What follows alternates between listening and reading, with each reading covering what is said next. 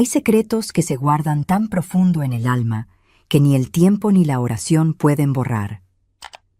Si les cuento esta historia, mis queridos, tal vez nunca más vuelvan a ver el interior de un templo de la misma manera. Hay lugares donde la oscuridad se esconde bajo el manto de la fe. Hola, mis queridos, me llamo Sara, pero pueden llamarme Sarita.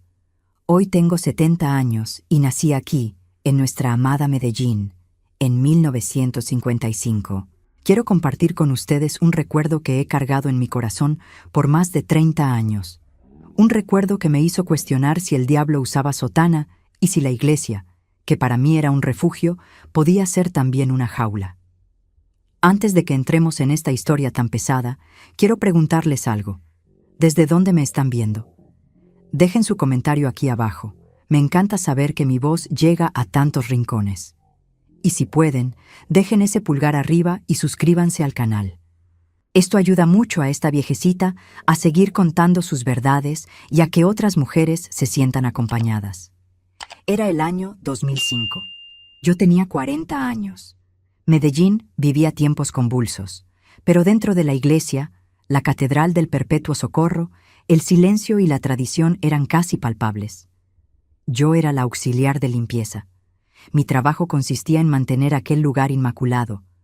Recuerdo el olor permanente a incienso viejo y a cera derretida en los candelabros. Limpiaba desde los pesados bancos de madera pulida hasta el altar mayor, donde la luz que entraba por los vitrales teñía el piso de un azul y un rojo profundo.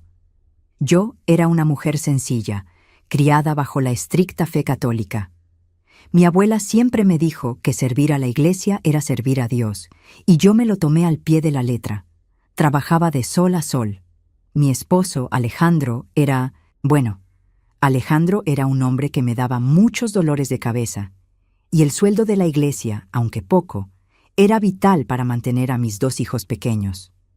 Sí, en ese entonces ya tenía a mis 2 muchachos, mis únicos 2 amores, que hoy ya son unos hombres hechos y derechos. Mi rutina era siempre la misma. Empezaba a las 5 de la mañana, cuando la luz era fría y escasa. El olor a humedad de la mañana se mezclaba con el café aguado que me preparaba en la sacristía. Era un trabajo pesado, pero me sentía en paz. Sentía, ingenuamente, que estaba protegida por las paredes gruesas de aquella catedral. Había una zona de la iglesia que era territorio sagrado, casi inalcanzable para mí. El despacho del obispo, Monseñor Ricardo. Un hombre imponente, de voz grave, con la barba siempre bien recortada, que inspiraba respeto y un poco de miedo. Monseñor Ricardo siempre me miraba con una especie de benevolencia distante, como si yo fuera una hormiga trabajadora a la que había que tolerar. Su despacho era un lugar enorme, lleno de libros encuadernados en cuero y un escritorio de caoba maciza que parecía costar más que mi casa entera. Solo se limpiaba una vez a la semana y la regla era estricta. Solo se accedía con su permiso explícito y siempre permanecía bajo llave. Un martes de abril, una mañana particularmente fría, el monseñor me llamó a su oficina. Me dijo: «Sara, necesito que hoy me ayude con el inventario de las copas sagradas y limpie mi despacho a fondo. He perdido la llave de un cajón importante, pero necesito que el resto esté impecable. Tenga cuidado de no mover nada, por favor».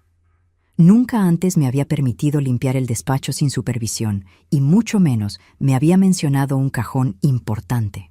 El monseñor siempre decía que ese cajón específico, el inferior del lado izquierdo del escritorio, contenía documentos confidenciales de la diócesis, vitales para el Vaticano. Yo asentí, sintiendo el peso de la responsabilidad sobre mis hombros. Mientras pulía el escritorio con esmero, sintiendo el frío de la caoba bajo mis manos, noté algo extraño. El cajón inferior, el que siempre estaba cerrado con una llave diminuta, no estaba bien encajado. Se había deslizado unos pocos milímetros. Mi trapo de limpieza apenas lo rozó, y sentí que se movía. Me arrodillé para examinarlo mejor. Junto al borde del cajón había caído una caja de metal antigua, de esas que se usaban para guardar galletas en casa de mi abuela. y adentro un pequeño manojo de llaves viejas. Una de ellas, diminuta y de bronce, parecía encajar perfectamente en la cerradura del cajón prohibido. Mi primer impulso, el que me dictaba mi fe y mi respeto por la jerarquía, fue dejar las llaves y avisarle al monseñor que las había encontrado.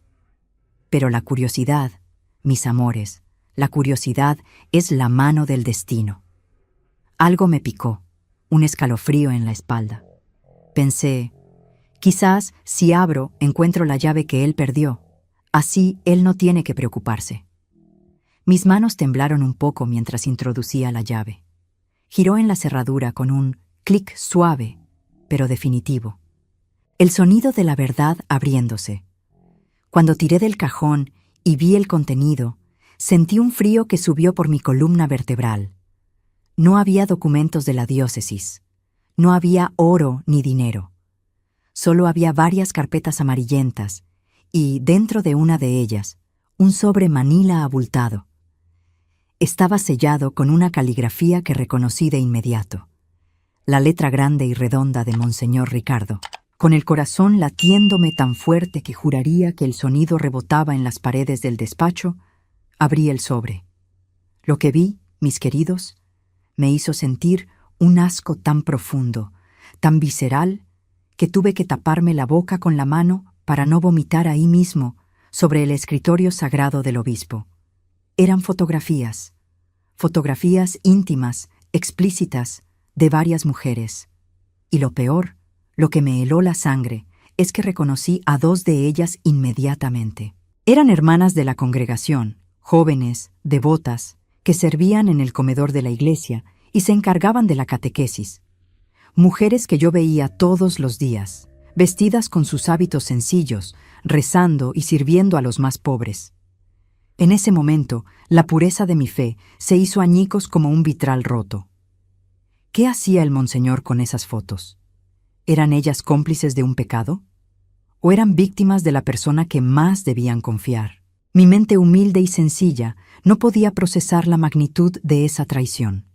El monseñor Ricardo, el hombre de Dios, el pilar de nuestra comunidad, guardaba aquel secreto vergonzoso bajo llave. Y entonces, mis queridos, me di cuenta de la trampa. Si cerraba el cajón y no decía nada, era cómplice de algo terrible. Si lo abría y lo revelaba, ¿quién le creería a la humilde Sara, la señora de la limpieza? ¿Quién creería que el obispo era un lobo vestido de pastor? Me quedé allí, congelada, con la foto en las manos, sintiendo el gusto metálico del miedo en la boca. En ese instante, escuché el sonido de la puerta principal de la iglesia abriéndose. El monseñor había vuelto antes de tiempo. Yo estaba sola en su despacho, con su secreto, y si me descubría, mi vida, mi trabajo y el futuro de mis hijos se irían al infierno. ¿Qué harían ustedes? ¿Dejarían las fotos y escaparían, o buscarían una manera de exponer la verdad? Piensen bien, mis amores, porque lo que decidí hacer a continuación cambió mi vida para siempre. Me contarán los comentarios si ya han vivido una situación donde el miedo les ha paralizado las piernas. Y no se vayan, que el monseñor estaba a punto de entrar, y no sabía que yo tenía en mis manos la prueba de su doble vida. El sonido de la llave raspando el metal al otro lado de la puerta principal del despacho me sacó del trance. No fue un clic suave, sino un ras áspero, como uñas sobre una pizarra. El miedo, mis amores, me hizo reaccionar. No por fe, sino por puro instinto de supervivencia. Lancé el sobre manila, grueso y pesado con el pecado, de vuelta al cajón. Mis manos temblaban tanto que casi se me cae la diminuta llave de bronce. La giré con un esfuerzo desesperado, sentí el clic de la cerradura al asegurarse, y empujé el cajón hasta que encajó perfectamente en el escritorio de caoba. El metal de la caja de galletas, que contenía el manojo de llaves, estaba helado. La dejé caer de nuevo al piso, justo donde la había encontrado, tapándola con el faldón de la alfombra persa que cubría el suelo del despacho. Todo esto ocurrió en menos de 5 segundos. Me puse de pie de un salto, sintiendo cómo el corazón se me subía a la garganta. Agarré mi trapo y la lata de cera que había estado usando. Me incliné hacia la pata de la silla, fingiendo pulir el borde de madera, mientras la puerta se abría con un chirrido pesado. Ahí estaba él, Monseñor Ricardo. Su figura, siempre imponente, me pareció gigantesca en aquel instante. Llevaba el rostro ligeramente irritado, como si yo hubiera interrumpido algún pensamiento profundo. Sus ojos, normalmente distantes, se clavaron en mí. «Sara», dijo, y su voz profunda resonó en el silencio del despacho, haciéndome sentir pequeña y culpable. Volví por unos documentos que olvidé. «¿Qué hace en el piso?» Sentí el sudor frío resbalar por mi sien. Tenía que sonar natural a la humilde Sara, la señora de la limpieza, que solo pensaba en su deber. «Disculpe, monseñor, estaba limpiando el rodapié de la pared. Está lleno de polvo aquí abajo», mentí, frotando el trapo donde no había más que barniz pulido. Monseñor Ricardo caminó hasta el escritorio. Cada paso que daba sobre la alfombra me parecía un martillazo en el pecho. Me preparé para el momento en que se diera cuenta de que el cajón se había movido, o peor, que las llaves de repuesto habían estado en el suelo. Él no me prestó atención. Estaba concentrado. Se acercó al escritorio, buscó con la mano en el bolsillo de su sotana y sacó un pequeño manojo de llaves plateadas. Abrió el cajón superior derecho, sacó un expediente grueso y lo cerró de golpe. «Bien, he terminado. Puede retirarse, Sara. Y por favor no se preocupe por el cajón de abajo. Esos documentos son confidenciales, ya sabe». Asentí sin atreverme a mirarlo a los ojos. Me levanté, recogí mi balde, mi escoba y mi trapo y salí del despacho. Cerré la puerta detrás de mí y me recosté contra la pared del pasillo. El olor a incienso y a madera antigua de la catedral nunca me había parecido tan sofocante. Sentía náuseas. Mis queridos, tuve que ir corriendo al baño de la sacristía. Me arrodillé frente al inodoro, temblando, y vomité todo el café y el pan que había desayunado. No era solo el asco físico de las fotos, era el asco moral. El mundo, que yo creía ordenado y piadoso, se había volcado. Me enjuagué la boca y me miré en el espejo opaco. Tenía los ojos desorbitados, inyectados en sangre. Sara, la mujer de 30 años que mantenía la fe a pesar de un marido problemático, había visto al mismísimo diablo. Y no usaba cuernos, usaba sotana. Eran ellas, hermana Lucía y hermana Mercedes. Las recordé con sus rostros juveniles, siempre sonriendo mientras servían el almuerzo a los niños del barrio. Lucía, con sus gafas redondas, y Mercedes, con esa trenza larga que se asomaba por debajo del velo. En las fotos no había sonrisas, solo vergüenza, dolor y una desnudez terrible que el monseñor había capturado. ¿Eran víctimas? ¿Eran extorsionadas? ¿Eran cómplices de su propia perdición? Mi mente, criada en el miedo al castigo de Dios, no podía conciliar la imagen de aquellas mujeres devotas con lo que había visto. Pero una cosa era innegable. Monseñor Ricardo tenía un secreto sucio y yo lo compartía. Ese día, mis amores, no pude concentrarme en nada más. Limpiaba la nave central, pero mis ojos se desviaban constantemente hacia el púlpito, imaginando a Monseñor Ricardo predicando sobre la pureza, mientras en su cajón guardaba esa podredumbre. Cuando terminé mi turno, volví a casa con la cabeza ardiendo. Mi esposo, Alejandro, estaba en la sala, como de costumbre, con la televisión encendida a todo volumen. «¿Por qué tardaste tanto?», me espetó, sin siquiera mirarme. «¿Crees que el almuerzo se hace solo?». Yo solo quería silencio. Quería gritarle que el pilar de su fe era un monstruo, pero sabía que no podía. Alejandro era un hombre impulsivo.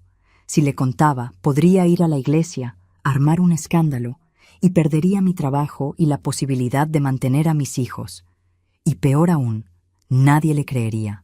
En Medellín, en 1995, la palabra de un monseñor valía más que la de 20 mujeres de limpieza. Así que guardé el secreto.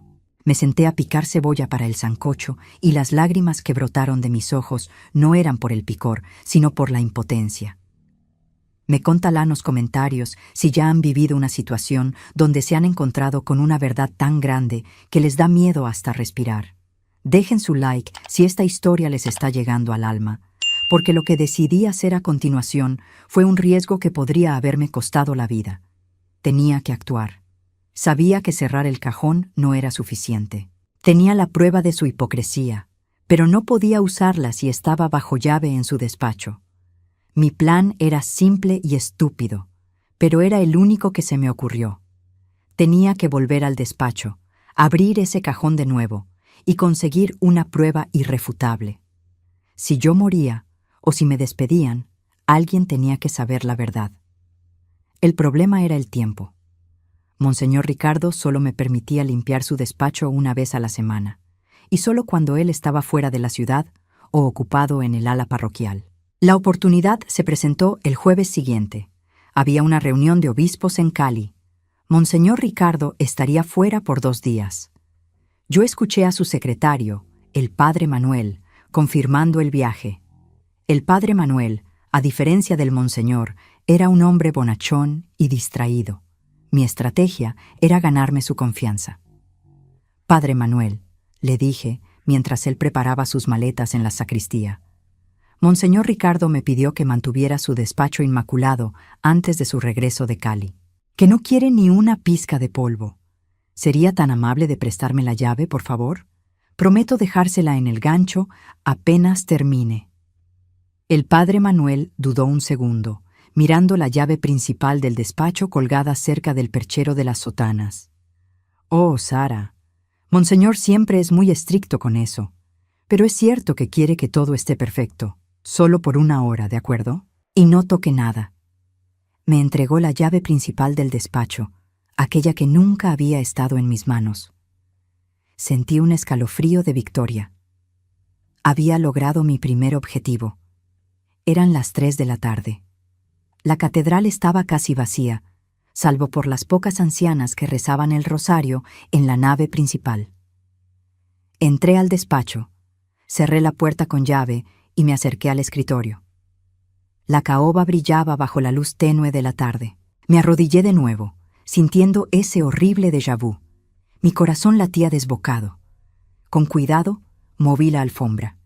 Ahí estaba, la caja de galletas, y adentro, las llaves de bronce. Abrí el cajón prohibido. El sobre manila estaba allí, justo donde lo había dejado. Saqué las fotos de nuevo. Esta vez las estudié con más detenimiento, no con el asco del primer día, sino con la frialdad de quien busca evidencia. En una de las fotos, hermana Mercedes estaba de pie, con la cabeza gacha, y yo noté un detalle en el fondo, una esquina de una cama de metal muy antigua, con un barandal distintivo que yo conocía bien. No era una cama de convento. Era la cama que estaba en la casa de retiro de la diócesis, en las afueras de la ciudad, un lugar que solo usaban los altos clérigos para descanso espiritual. Si Monseñor Ricardo había llevado a esas mujeres a ese lugar, era mucho más grave que una simple aventura. Era un abuso sistemático de su poder y posición. Pero lo que más me aterró fue el rostro de hermana Lucía en otra foto. No había consentimiento en su mirada. Había terror. Y en su cuello vi la cadena de un medallón de la Virgen que ella siempre llevaba. No podía llevarme las fotos originales. Monseñor Ricardo sabría inmediatamente que yo las había tomado. En 1995, la única manera de duplicar fotografías sin ir a un estudio profesional era extremadamente difícil, pero se me ocurrió una idea. Recordé que mi hijo mayor, Juan, había comprado hacía poco una pequeña cámara Polaroid de esas que imprimen la foto al instante. La había usado para un paseo escolar y la tenía guardada en casa. Si tan solo pudiera conseguir una de esas cámaras de vuelta al despacho, no había tiempo. Tenía que cerrar ahora mismo. Mientras estaba a punto de guardar todo, noté que una esquina del sobre manila se había desgarrado ligeramente cuando lo metí con prisa la otra vez. De ese pequeño desgarro se deslizó una nota doblada, una nota escrita en papel de carta de la iglesia, con membrete y todo. La abrí con manos temblorosas. No era una carta de amor, era una lista de nombres, junto a fechas y cantidades de dinero, y en la parte superior los nombres no eran los de Lucía o Mercedes, eran otros. Nombres de mujeres que yo había visto en la parroquia. Y la cantidad de dinero que aparecía junto a cada nombre no era una donación, mis amores. Era un pago. Eran cifras que parecían indicar una extorsión. Aquella lista lo cambiaba todo. No eran solo 2 hermanas, eran más. Y Monseñor Ricardo no solo era un pecador, era un chantajista. Me di cuenta de que tomar las fotos era demasiado arriesgado. Pero la lista era papel de la iglesia, parecía un documento administrativo. Si la sacaba, podría pasar por un simple papel olvidado. Tomé una decisión en ese instante. Saqué la lista del cajón, doblándola con cuidado y metiéndola en el bolsillo interior de mi delantal de limpieza. Un trozo de papel. Eso era todo lo que me atrevía a tomar. Cerré el cajón con la llave de bronce, lo aseguré y escondí las llaves en la caja de galletas. Volví a colocar la caja bajo la alfombra. Todo estaba exactamente como lo había encontrado. Salí del despacho, cerrando con llave, y devolví las llaves principales al padre Manuel, con una sonrisa que no me llegaba a los ojos. Todo impecable, padre. El monseñor estará muy contento. Salí de la catedral, sintiendo el peso de aquel papel doblado en mi delantal. Era mi póliza de seguro o mi sentencia de muerte. Ahora la pregunta era, ¿qué hacía la humilde Sara con una lista de extorsión del obispo en el bolsillo? ¿A quién se la mostraba? ¿A la policía? ¿Al arzobispo de la ciudad? Si la entregaba, Monseñor Ricardo sabría que fui yo, la única persona que había estado sola en su despacho. En ese momento, yo no tenía a nadie en quien confiar. Mi esposo era un problema, no una solución. Necesitaba un aliado, un confidente. Y solo se me ocurrió una persona. Alejandro. No mi esposo. Alejandro. El otro. El hombre que había sido mi amor de juventud y que ahora trabajaba en una pequeña notaría en el centro de Medellín. El único que, en mi desesperación, pensé que podría ayudarme a entender qué hacer con aquel secreto de papel. Y ese fue mi único rayo de esperanza. Alejandro. El otro. Guardé la lista doblada en 4 en el bolsillo interior de mi delantal. Y me fui a casa sintiendo que el aire de Medellín se había vuelto más pesado que el plomo. Al llegar, Alejandro, mi esposo, estaba de mal humor. Se quejó de que la comida no estaba lista y, como siempre, me sentí invisible, una sirvienta más. Esa noche dormí con la lista bajo mi almohada, sintiendo su papel áspero contra mi mejilla. El secreto era tan pesado que me robó el sueño. Tenía que hablar con Alejandro, mi amor de juventud. Sabía que trabajaba en la notaría tercera del centro, un lugar con movimiento. Lo más difícil era llamarlo sin que mi esposo se diera cuenta. En 1995, mis queridos, no teníamos celulares y el teléfono de la casa de la vecina era nuestro único medio de comunicación externo. Al día siguiente, después de la misa matutina, fingí que iba a comprar tortillas frescas al mercado. Le dije a Alejandro, mi esposo, que no tardaría. El pretexto era débil, pero él estaba demasiado absorto en su cigarrillo y el televisor como para cuestionarme. Corrí a un teléfono público cerca de la plaza. Metí las 100 pesetas que me quedaban y marqué el número de la notaría. Notaría tercera. Buenos días, dijo una voz.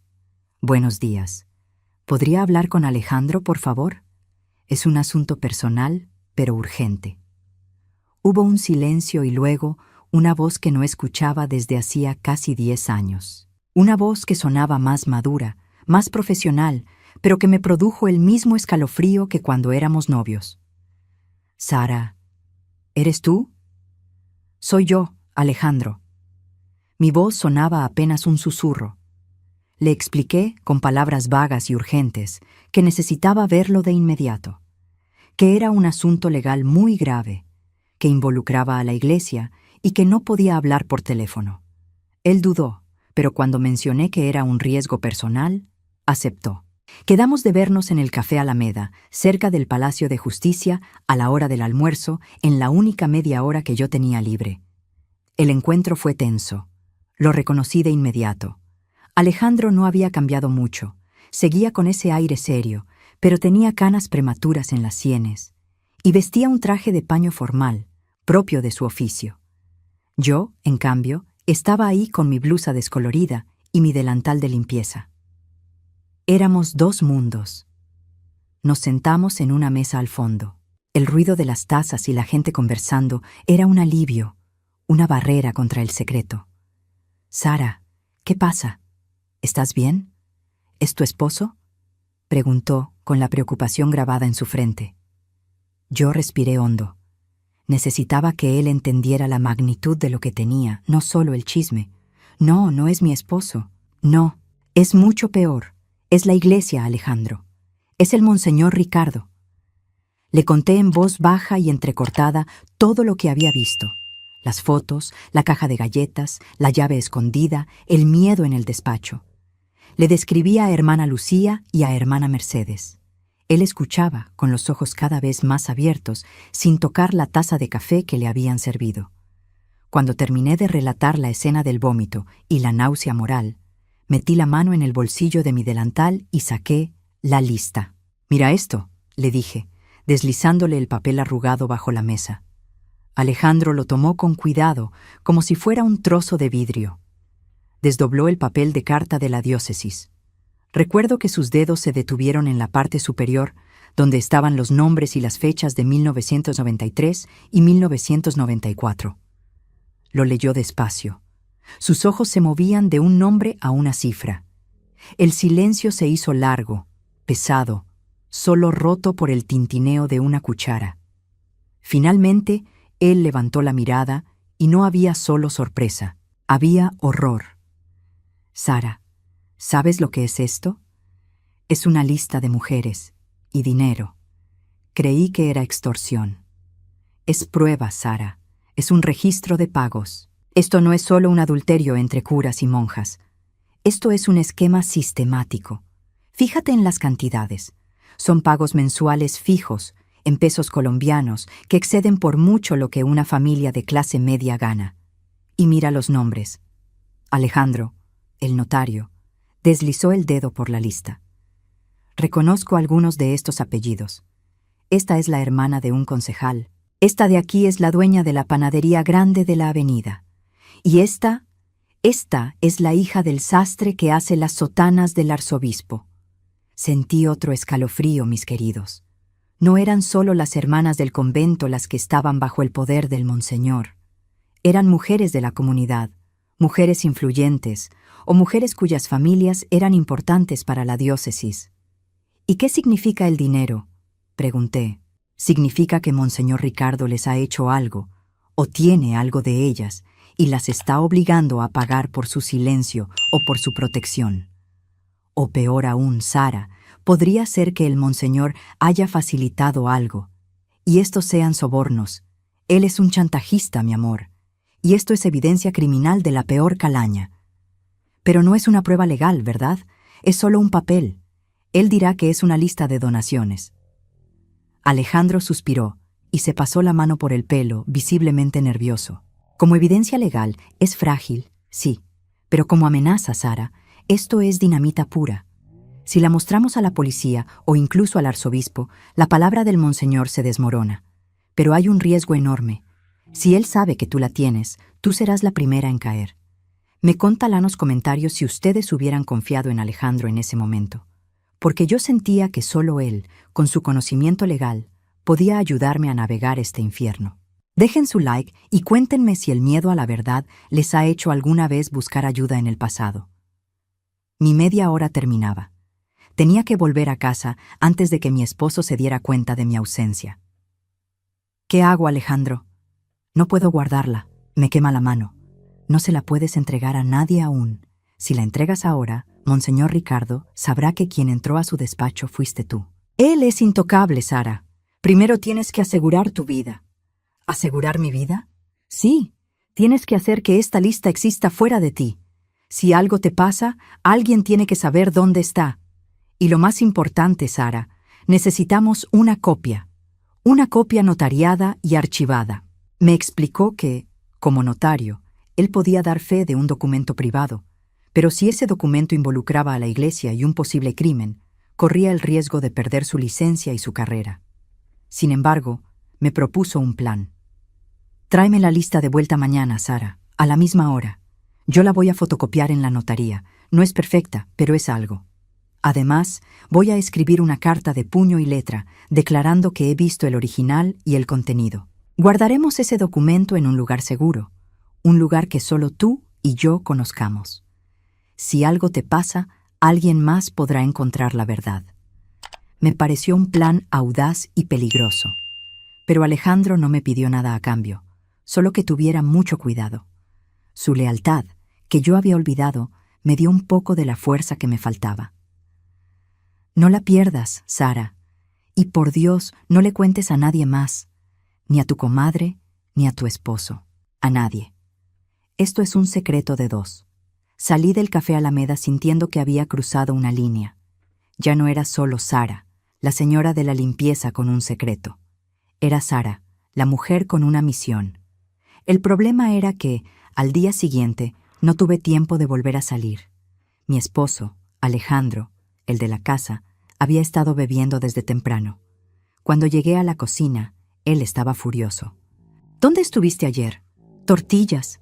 Me olieron a mentira. Estuve donde mi comadre, ayudándola con el niño enfermo. Mentí. Él no me creyó. Me agarró del brazo con una fuerza brutal. Mis hijos, Juan y la pequeña María, estaban en la otra habitación y no quería que presenciaran otra de sus rabietas. Escúchame bien, Sara. Sé que tienes algo raro. Te veo nerviosa. ¿Estás robando en la iglesia o estás con otro? En mi pánico, él me zarandeó. Yo solo pensaba en la lista doblada en mi delantal. Si me registraba, si la encontraba, no solo perdería mi trabajo. Monseñor Ricardo, al enterarse, podría deshacerse de mí de muchas maneras. «No tengo nada. Suéltame», grité forcejeando. Él me empujó contra la pared. Justo en ese instante, el teléfono de la vecina comenzó a sonar. Era una vieja campana estridente que rompía el silencio. «Ve a atender, mujer, pero si es otro chisme, lo vas a lamentar». Aproveché el momento de distracción y fui corriendo a la casa de la vecina. La señora Elvira me prestó el auricular. «¿Aló? Sara, soy Alejandro, el notario. Sé que no podías venir, pero algo acaba de pasar. El padre Manuel me llamó hace un rato. El monseñor Ricardo regresó inesperadamente de Cali esta mañana. Y está furioso». Sentí que el corazón se me detenía. «¿Furioso? ¿Por qué?» Dice que le robaron algo de su escritorio. Algo de valor sentimental, una joya que guardaba en un cajón. Y está interrogando a todo el personal de limpieza. Sara, él no está buscando una joya. Él está buscando la lista. Me quedé helada. Monseñor Ricardo había regresado un día antes de lo previsto y ya había descubierto la falta de la lista. Eso significaba que su cajón, el cajón prohibido, había sido abierto de nuevo. No podía ser. Yo había vuelto a asegurar la llave de bronce. «Alejandro, yo aseguré el cajón. ¿Cómo pudo...?» «Sara, escúchame. Esto es grave. Te necesitan en la iglesia inmediatamente. El padre Manuel dijo que si no te presentas, llamarán a la policía. Tienes que ir. Tienes que actuar como si no supieras nada. Pero por favor, no vayas con la lista encima». Miré a mi alrededor. Estaba en la casa de la señora Elvira. Mi esposo, Alejandro, estaba en la casa de al lado, esperando mi regreso. No podía volver a mi casa sin que él notara mi pánico, y no podía ir a la catedral con la evidencia en mi delantal. Tenía que esconderla, y tenía que ser rápido. Miré la sala de la señora Elvira. Un Cristo de madera colgaba sobre un viejo baúl de cedro, un mueble que nadie tocaba. Pero la casa de Elvira no era un lugar seguro. Era la primera que iría de chismosa si la policía preguntaba. Corrí de vuelta a mi casa, con la excusa de que la llamada era un error. Mi esposo me miró con desconfianza. ¿Qué era? Nada, un error. Me esperan en la iglesia. Tengo que ir. Parece que el monseñor regresó. Necesitaba un escondite que mi esposo nunca buscaría. un lugar que fuera tan obvio que se volviera invisible. Fui al patio trasero. Teníamos un pequeño huerto donde cultivaba albahaca y cilantro, y en una de las macetas de barro, en la base de la mata de sábila que mi madre me había regalado, decidí que era el lugar perfecto. Saqué la lista de mi delantal, la envolví en un trozo de plástico que usaba para las tortillas y la enterré justo al lado de la sábila, apenas 2 centímetros bajo tierra. Lo tapé, alisando la tierra para que nadie notara el movimiento. Era un escondite temporal, pero seguro. La evidencia de la maldad del monseñor estaba ahora bajo la protección de una planta medicinal. Me puse mi abrigo. Me miré en el espejo. Tenía que parecer la humilde, inocente y servicial Sara. Tenía que enfrentar al monseñor. Cuando llegué a la catedral, el ambiente era glacial. El padre Manuel estaba pálido, y monseñor Ricardo estaba en el centro de la sacristía, imponente, con los brazos cruzados sobre su sotana negra. «Sara, venga aquí», ordenó su voz. Caminé hacia él sintiendo que mis rodillas temblaban. Tenía 30 años, pero parecía una niña. «Monseñor, buenos días. ¿Me mandó llamar?» «Sí, Sara. Quiero que me diga la verdad. Usted fue la última persona en limpiar mi despacho antes de mi viaje». «Así es, monseñor. Lo dejé impecable. El padre Manuel puede dar fe de ello». «No me importa la limpieza, Sara. Me importa el cajón de abajo, el que usted no debe tocar». ¿Lo abrió? Mi corazón galopaba. Tenía que mentir con convicción. «Monseñor, yo solo limpié el rodapié de la pared. Jamás tocaría sus cosas. Yo respeto la privacidad». Él me miró fijamente. Sus ojos oscuros intentaban penetrar mi alma. Y luego hizo una pregunta que me destrozó por dentro. «¿Vio usted un sobre Manila?» Tenía unas fotos viejas, unas fotografías que son muy importantes para la iglesia. Monseñor Ricardo no estaba buscando la lista de extorsión. Él estaba buscando las fotos. Eso significaba que no había descubierto el robo del papel, sino que había notado que algo más faltaba o se había movido, y su prioridad eran las imágenes. Pero yo había dejado las fotos de vuelta en el sobre. Si el monseñor preguntaba por las fotos, significaba que él había vuelto a abrir el cajón y se había dado cuenta de que el sobre Manila había sido manipulado. O quizás, al regresar y abrir su cajón, notó que la lista ya no estaba y estaba usando las fotos como carnada para asustarme. Me di cuenta de que mi decisión de llevarme solo, la lista, había sido un error de cálculo. Él sabía que alguien había estado ahí. «No, monseñor, yo nunca vi ningún sobre. No toqué nada de los cajones». Él se acercó un paso. El olor a incienso de su sotana era abrumador. «Sara, usted es una mujer de fe. No mienta. La mentira es un pecado mortal. Si usted me dice la verdad ahora mismo, le prometo que no perderá su trabajo. Solo quiero la devolución de ese material». Sentí que iba a desmayarme. Me obligué a mantener la calma, a ser la mujer humilde que no sabía nada de cajones secretos. «Monseñor Ricardo, no sé de qué me habla. Lamento mucho su pérdida, pero no tengo nada que ver. Soy una mujer pobre pero honrada. Solo vine a limpiar». Él se quedó mirándome unos segundos eternos, y luego, para mi sorpresa, sonrió. No una sonrisa amable, sino una sonrisa fría y venenosa. «De acuerdo, Sara. Si usted no vio nada, le creo. Pero si llego a descubrir que ha tocado o sustraído algo de mi despacho, no solo perderá su trabajo, Sara, perderá mucho más». Me despidió con un movimiento de mano. Salí de la sacristía como un alma que escapa del purgatorio. Había mentido al clero, había enterrado evidencia criminal y había sobrevivido a un interrogatorio. Pero la amenaza de monseñor Ricardo me había dejado helada. Él no había mencionado la policía, había mencionado perder mucho más. Eso significaba que él tenía el poder de destruirme de formas que iban más allá de lo legal. Volví a casa y lo primero que hice fue ir al huerto. La maceta de sábila estaba intacta. La lista estaba segura, por ahora. Esa noche no pude dormir. Había sobrevivido al monseñor, pero ahora tenía a mi esposo, Alejandro, en casa, vigilándome, sintiendo que yo le escondía algo. Y tenía que contactar al otro Alejandro, el notario, para decirle que la situación se había vuelto desesperada. Me conta lanos comentarios si la Sara de 30 años hizo bien en mentirle al monseñor. ¿Debería haber confesado y rogado clemencia, o la mentira fue su única defensa? Tuve que esperar hasta la tarde siguiente, cuando mi esposo estaba fuera, para volver a llamar al teléfono público. Alejandro, soy yo. Tienes que fotocopiar la lista hoy. Él regresó y me interrogó. Dijo que le faltan unas fotos. Sara, cálmate. ¿Te amenazó? Dijo que perdería mucho más que mi trabajo. Alejandro, tengo miedo. Es el monseñor. ¿Qué hacemos ahora? Escúchame bien. Es hora de activar la póliza de seguro. Necesito que vengas a la notaría mañana. No al café, a la notaría. Tienes que traer la lista. Vamos a hacer las copias y vamos a dar fe del documento de tal forma que, si él te acusa de robo, tú puedas acusarlo de chantaje.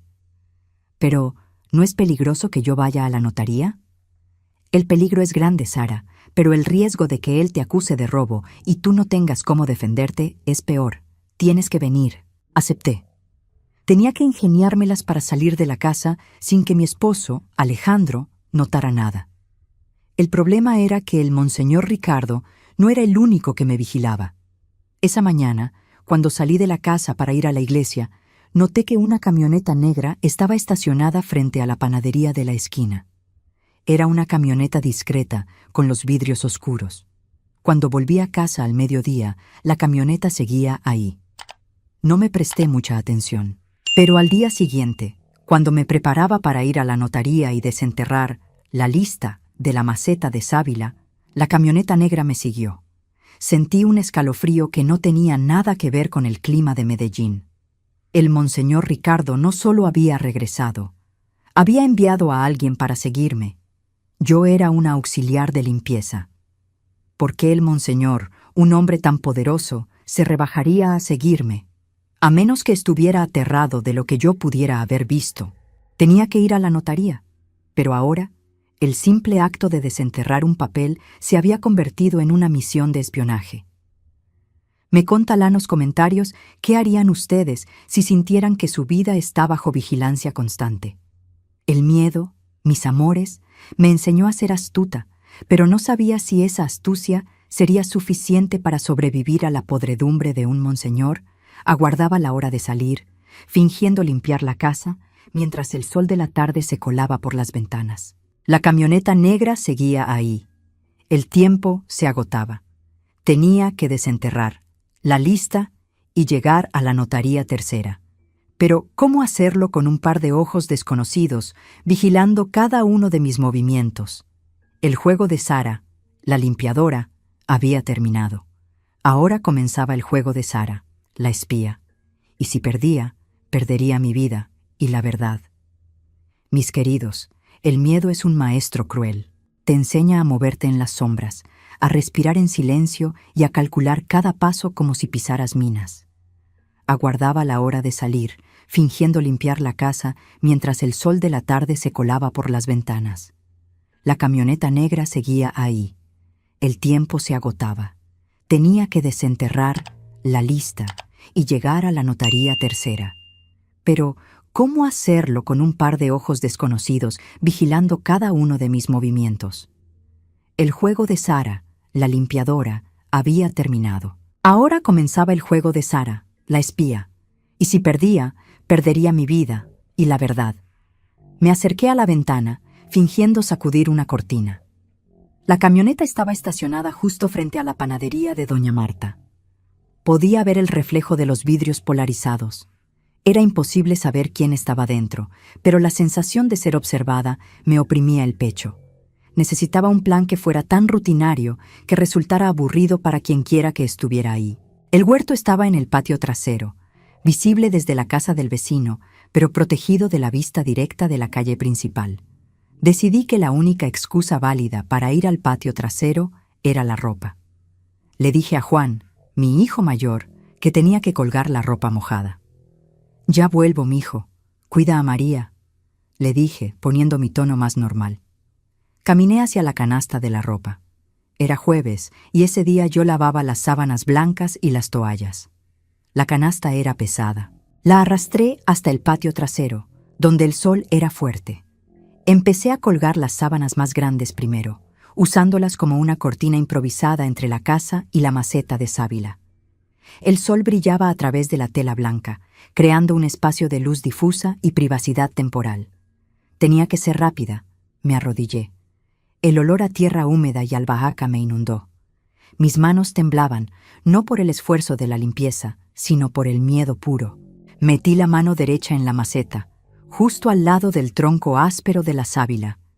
El plástico que usé para envolver la lista era un pedazo de bolsa de tortillas, delgado y transparente, pero había servido para proteger el papel de la humedad. Mis dedos tocaron algo suave y húmedo, la tierra. Seguí cavando, sintiendo la pulpa pegajosa de la sábila que se rompía. Finalmente, sentí el plástico frío y duro. Lo saqué con cuidado. Estaba hecho. La lista estaba de nuevo en mis manos. La metí rápidamente en el bolsillo interior de mi delantal, el que usaba para guardar el dinero de las tortillas. Me levanté y terminé de colgar la ropa, asegurándome de que mi comportamiento no despertara sospechas. Cuando terminé, me quité el delantal. Ahora venía la parte difícil: salir. Volví a la sala. Mi esposo no estaba. Había salido a beber, como de costumbre. Bendita la borrachera que a veces me daba un respiro. Me puse el vestido más neutro que tenía, un algodón azul que no llamaba la atención. Necesitaba caminar hasta la notaría tercera. No era cerca, pero tomar un taxi era demasiado arriesgado. El monseñor Ricardo sabría exactamente dónde había ido. Salí de la casa. La camioneta negra seguía ahí. Hice una cosa que me enseñó la necesidad. Fingí que iba a la panadería de doña Marta. Caminé con mi bolso, con la respiración entrecortada.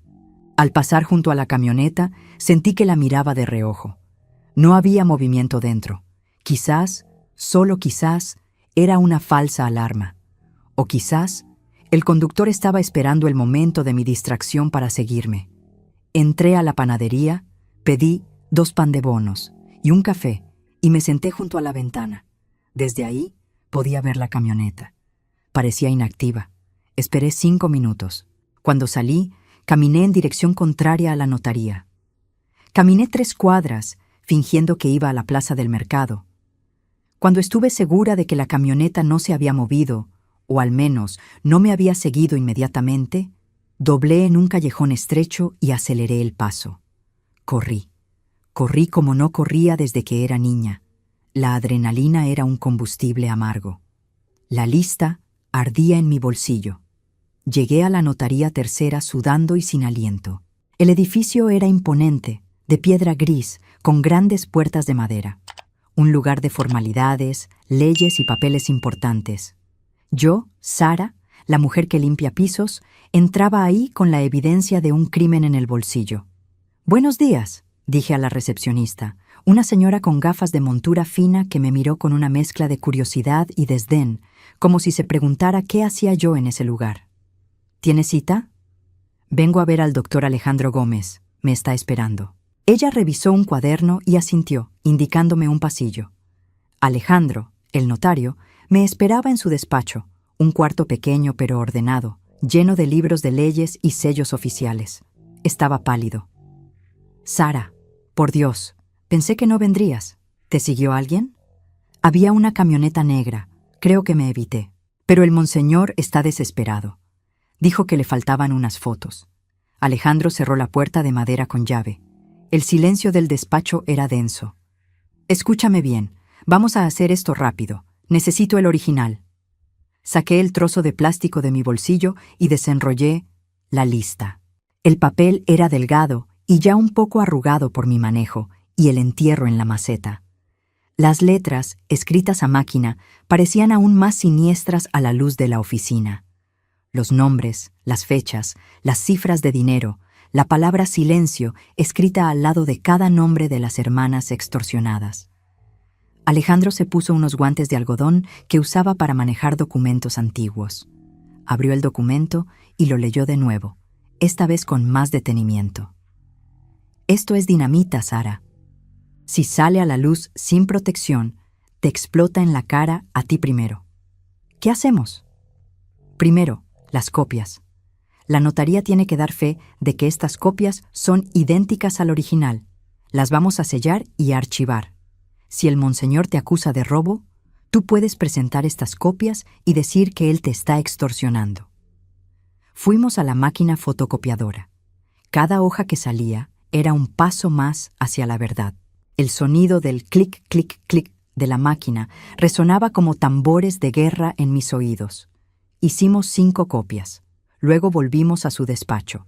Alejandro tomó una hoja timbrada de la notaría tercera y comenzó a escribir a mano, con una letra pulcra y firme. Era un acta de fe, un documento notarial que certificaba que él, Alejandro Gómez, notario público, había examinado el día de hoy, 15 de marzo de 2005, un documento privado conocido como la lista, y que las copias adjuntas reflejaban fielmente su contenido. Con este papel, Sara, la lista deja de ser solo tu palabra.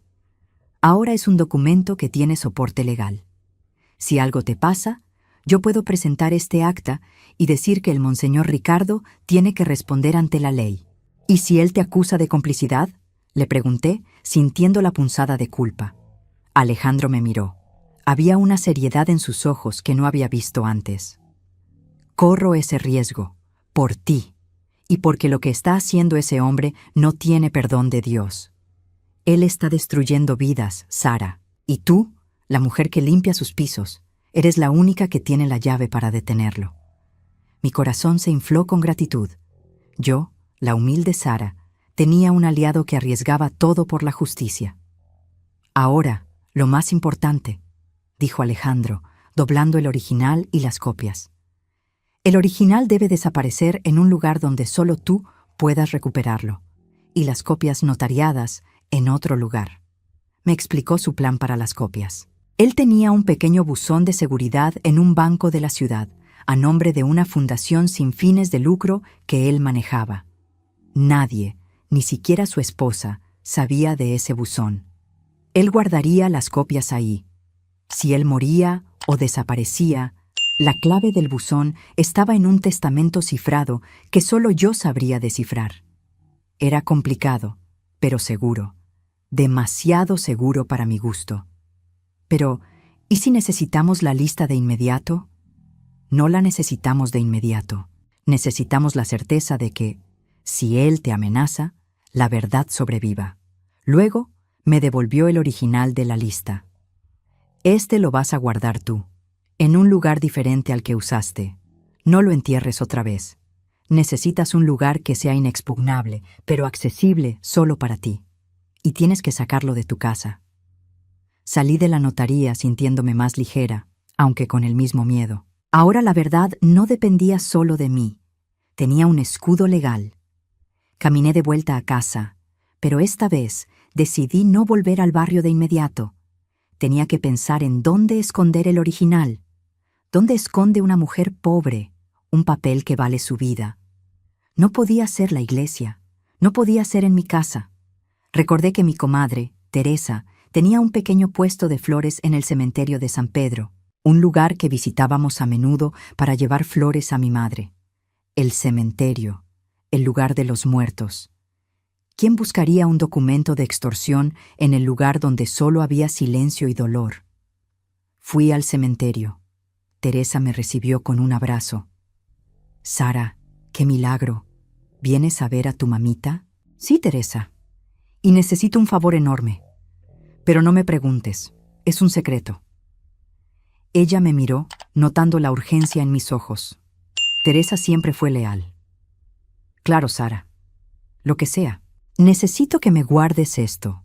Es muy importante». Le mostré el sobre que contenía la lista original. «Es solo papel, Teresa. Pero si alguien pregunta por él, si alguien viene a buscarlo, por favor, niega que lo tienes. No importa quién sea». Ella tomó el sobre con manos temblorosas. «¿Es algo ilegal, Sara?» Es la verdad, y la verdad a veces es más peligrosa que cualquier arma. Ella lo escondió bajo el mostrador de madera, donde guardaba los vasos de agua para las flores. Un escondite sencillo, pero protegido por la lealtad y el respeto a los muertos. Volví a casa sintiendo un peso menos, pero enfrentando una amenaza mayor. El monseñor Ricardo no se quedaría quieto. Él sabía que yo había estado en su despacho, y él ahora sabía que su joya sentimental, las fotos, y su lista, la extorsión, estaban en manos de alguien. La camioneta negra ya no estaba frente a la panadería. Eso no me tranquilizó. Significaba que estaban en movimiento o que habían encontrado otra forma de vigilarme.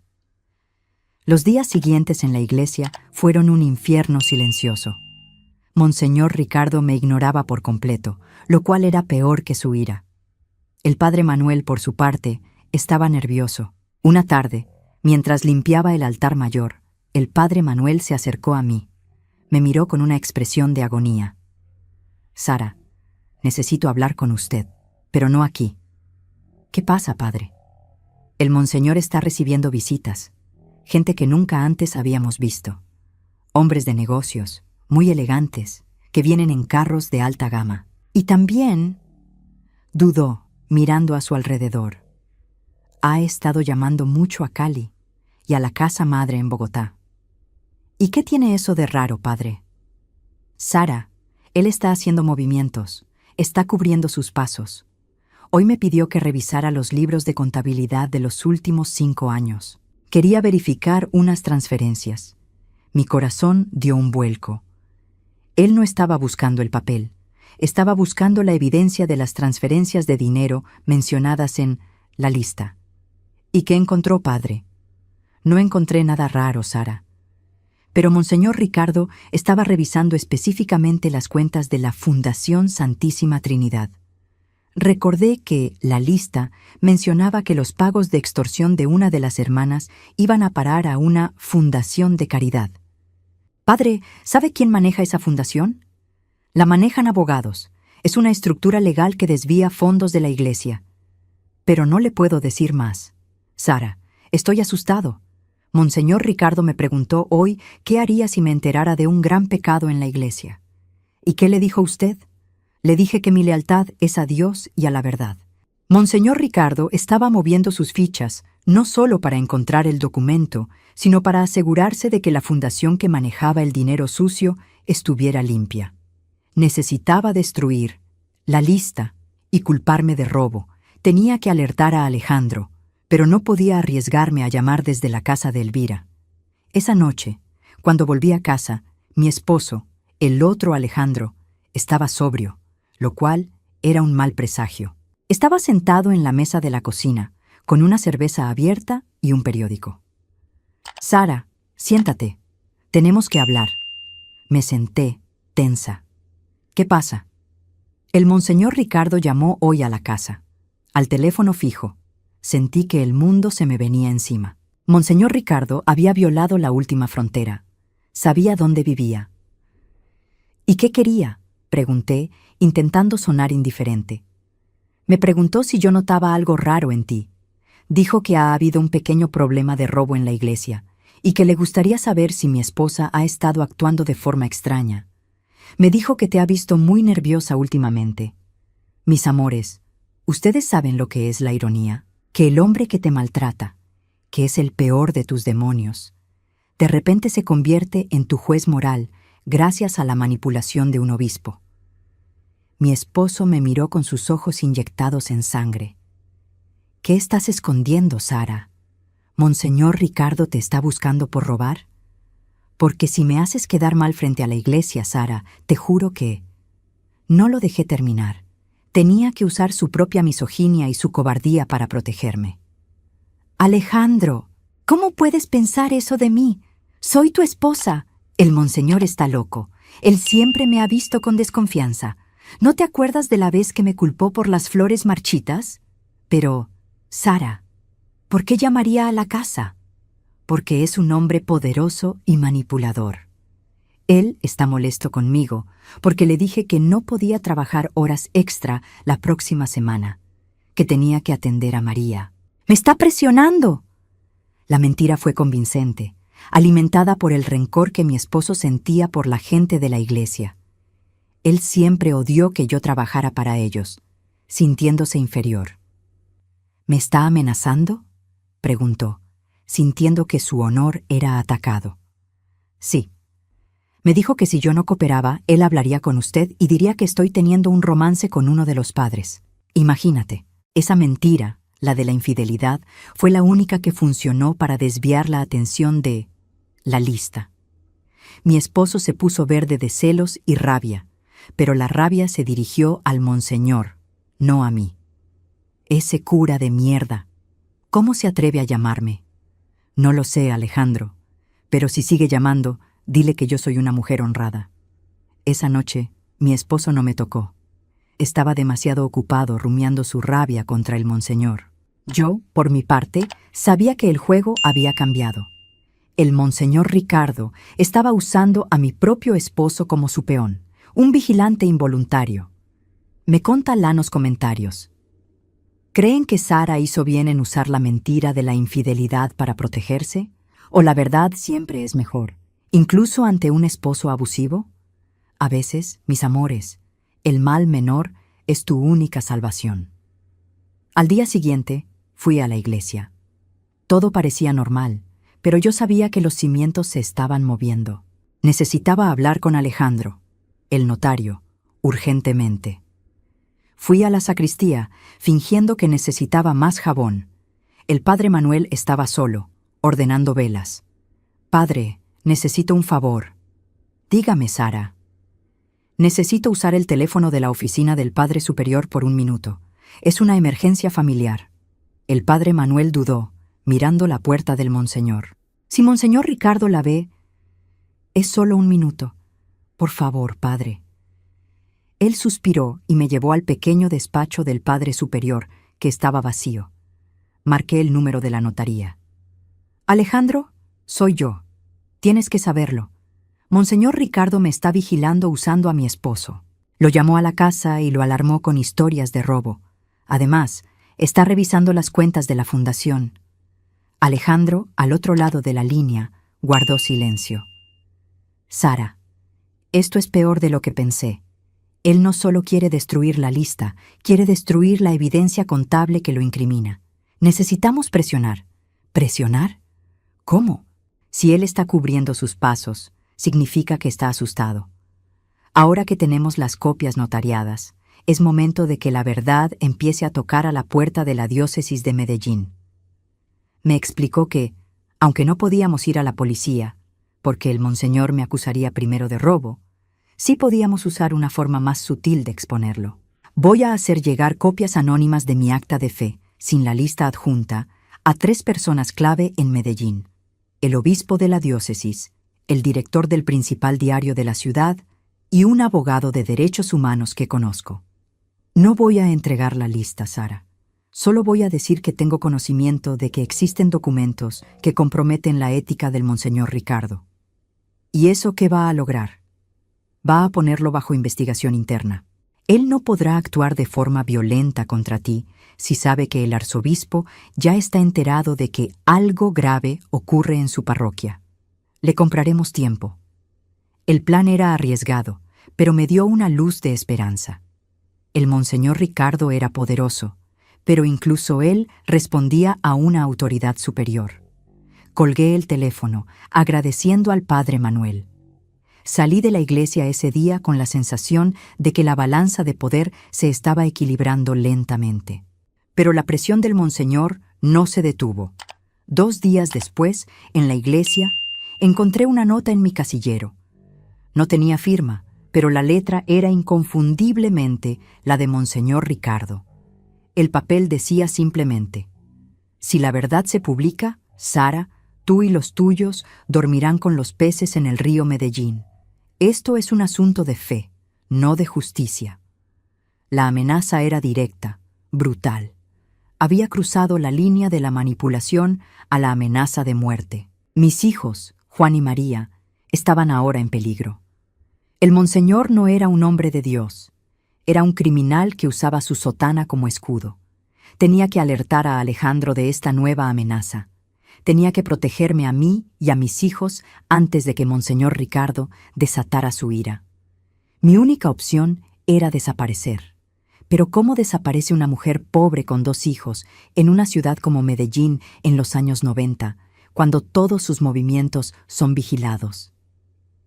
El juego de la espía había terminado. Ahora era el juego de la supervivencia. Ahora era el juego de la supervivencia. Mis amores, cuando la vida de tus hijos está en la balanza, el miedo no es una opción, es un motor. No dormí esa noche. La imagen del río Medellín, oscuro y agitado, con mis hijos Juan y María durmiendo en sus profundidades, se repitió una y otra vez en mi mente. Tenía que actuar de inmediato. Pero, ¿cómo? Si salía corriendo con mis hijos, mi esposo Alejandro, el cobarde, el que me vigilaba, llamaría al monseñor, y él sabría que yo estaba huyendo. Necesitaba un pretexto. A la mañana siguiente, me levanté antes que el sol, el olor a café quemado ya impregnando la pequeña cocina. Alejandro, mi esposo, estaba en el comedor, aún rumiando su rabia por la llamada del monseñor. «Alejandro, siéntate un momento», le dije, poniendo en la mesa un plato de arepa. Usé un tono de voz bajo y conciliador, el que sabía que lo desarmaba. Me miró con desconfianza. «¿Qué quieres, Sara?» «El monseñor. Es un demonio. Me está castigando». «¿Castigándote? ¿Ahora por qué?», preguntó con un brillo de resentimiento. «Porque le dije que no podía hacer horas extras, ¿recuerdas? Pues ahora me ha obligado a ir a un retiro espiritual en Santa Fe de Antioquia. Dice que la parroquia hermana necesita ayuda de limpieza urgente en su casa de retiro y quiere que esté ahí por 3 días. ¿Y tú por qué vas a ir? Dile que no». «No puedo. Si digo que no, él va a venir aquí y va a hablar contigo otra vez. Va a inventar más mentiras. Tienes que entender, Alejandro. Él está haciendo esto para humillarme, para castigarme. Y como no tengo dónde dejar a los niños, tendré que llevarlos conmigo».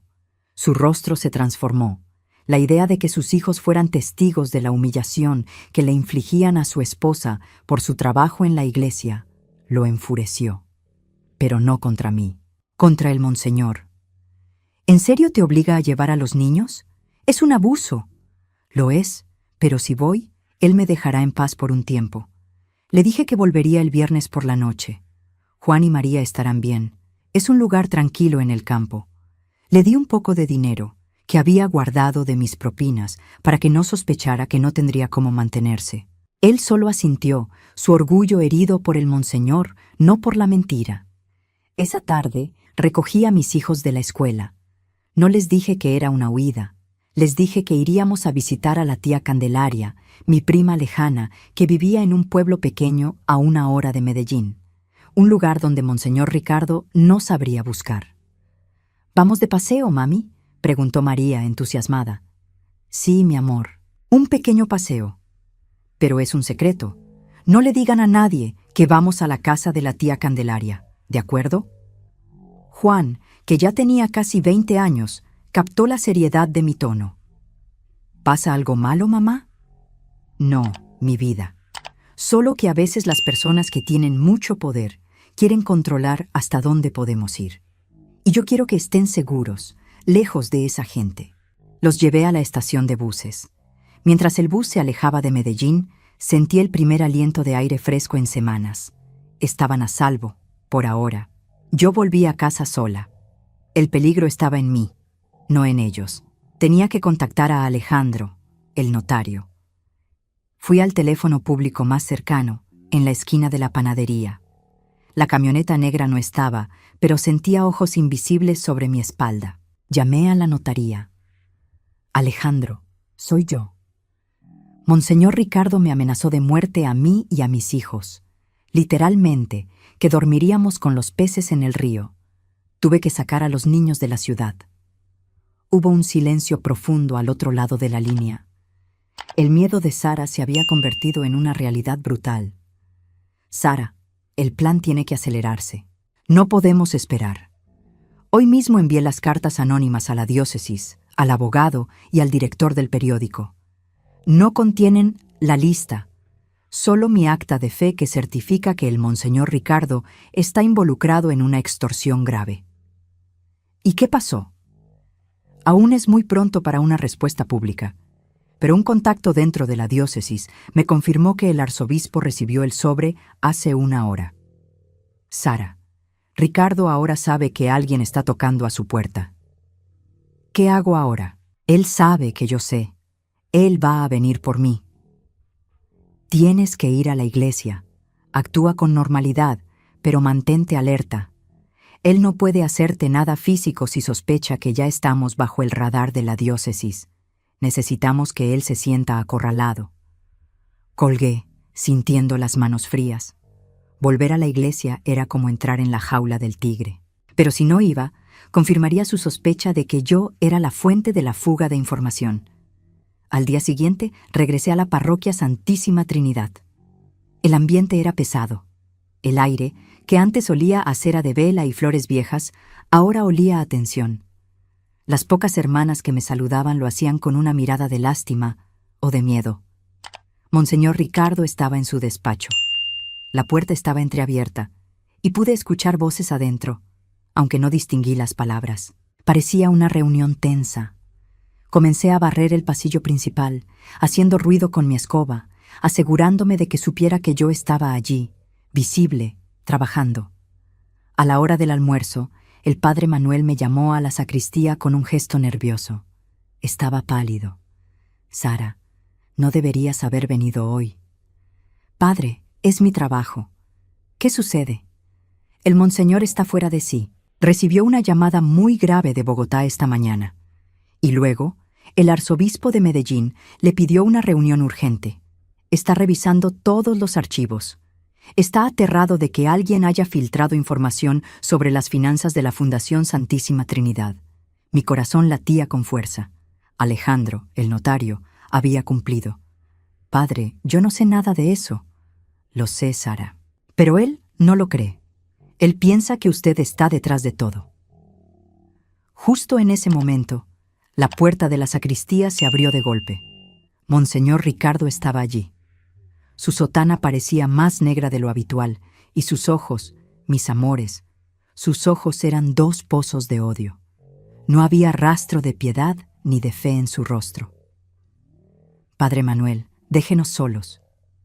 El padre Manuel, temblando, salió de la habitación, dejándome a solas con mi verdugo. Sara. Su voz era un susurro helado, mucho más aterrador que un grito. Monseñor, estoy aquí. Vine a limpiar la sacristía, como siempre. Usted es una ladrona, Sara, una rata que ha mordido la mano que le da de comer. No sé de qué está hablando, monseñor. Él se acercó y yo no me moví. Si él quería intimidarme, tenía que ver que el miedo no me paralizaría. No se haga la inocente. Sé que usted robó un documento de mi despacho, un documento que compromete la estabilidad de esta parroquia. Y sé que usted lo ha compartido con la gente equivocada. Yo no robé nada, monseñor. Limpié su despacho, como siempre. Mentira. Su voz subió de tono, pero rápidamente bajó, como si recordara que el padre Manuel estaba cerca. Su esposo me lo dijo. Usted ha estado actuando de forma extraña, nerviosa. Mi esposo es un hombre celoso y paranoico, monseñor. Usted mismo lo sabe. No intente cambiar el tema. Por su deslealtad y por la sospecha de robo, usted está despedida. No pise más esta iglesia. Y si yo vuelvo a saber de ese papel, Sara, la policía no la buscará. Yo lo haré. Y no le garantizo que vuelva a ver a sus hijos. Esa amenaza, mis amores, fue la que me heló la sangre. Él estaba seguro de que los tenía localizados. Mis hijos están con mi prima, monseñor. No tienen nada que ver con esto. Él sonrió, una sonrisa cruel que no llegó a sus ojos. ¿Cree que no sé dónde vive su prima, Sara? Yo sé todo. Soy el monseñor Ricardo. Sé dónde están, sé dónde está usted, y sé dónde esconde el original de la lista. Esa frase me golpeó como un rayo. Él no podía saber que la lista estaba en el cementerio, bajo la protección de Teresa. Era imposible.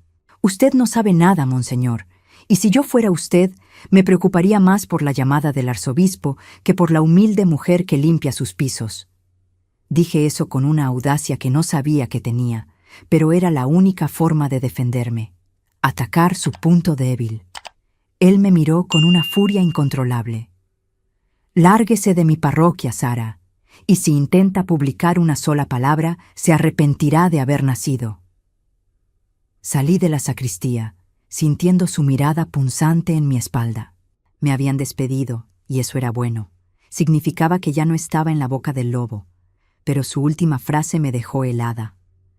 «Sé dónde esconde el original de la lista». ¿Cómo podía saberlo? ¿Quién me había traicionado? Solo una persona sabía dónde estaba: la lista original, mi comadre Teresa, la florista del cementerio de San Pedro. O quizás el monseñor no sabía nada y solo estaba mintiendo para asustarme. Mis amores, ¿ustedes creen que el monseñor Ricardo realmente sabía del cementerio o solo estaba usando una táctica de intimidación? Dejen sus opiniones en los comentarios, porque yo, en ese momento, no sabía qué creer. El monseñor no solo me había despedido, había sembrado la semilla de la duda y el terror. Tenía que ir al cementerio inmediatamente para confirmar si Teresa me había traicionado o si el monseñor estaba jugando sucio. Tomé un taxi. No podía esperar. Necesitaba recuperar la lista original. Llegué al cementerio de San Pedro. El sol de la tarde filtraba una luz amarilla sobre las lápidas de mármol. El olor a flores frescas y tierra mojada me recibió. Vi a Teresa detrás de su pequeño mostrador. Estaba limpiando floreros. «¡Teresa!», grité, acercándome a ella con prisa. Ella levantó la vista y su rostro se puso blanco al verme. «Sara, ¿qué haces aquí? ¿Qué pasó?». «Necesito el sobre, Teresa. Ahora». Ella miró a su alrededor nerviosamente. «¿Pasó algo?». «El monseñor me despidió y me amenazó, Teresa. Me dijo que sabe dónde está el original de la lista». Los ojos de Teresa se abrieron de par en par. «¡No puede ser!». Ella se agachó rápidamente y sacó el sobre de su escondite bajo el mostrador. Me lo entregó con manos temblorosas. «Nadie preguntó por él, Sara. Te lo juro por el alma de mi madre. Desde que me lo diste, nadie ha venido a buscarlo». La miré, buscando cualquier signo de mentira. Teresa era honesta. Si ella decía que nadie había preguntado, nadie había preguntado. Entonces, ¿cómo lo sabe él? «Sara, el monseñor tiene ojos en todas partes, en la iglesia, en la calle». Me dio un escalofrío. Si no era Teresa, ¿quién? ¿Mi esposo, que me había visto con un sobre antes de que lo llevara al cementerio? ¿El notario Alejandro, a quien le dije que iba a buscar un lugar inexpugnable? No podía confiar en nadie. La lista original volvió a mis manos. Ahora, ¿dónde escondería un documento que ya había sido buscado y amenazado? El cementerio no era seguro. Mi casa tampoco. Alejandro, el notario, me había dado las copias de seguridad en el banco.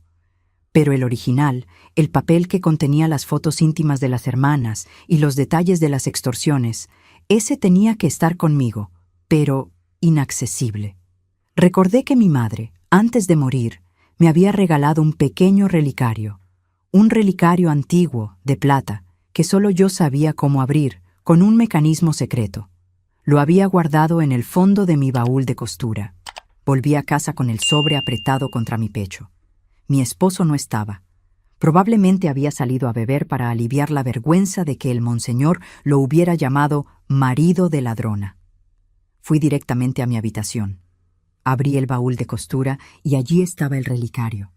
Era demasiado pequeño para guardar la lista completa, pero el original tenía varias hojas.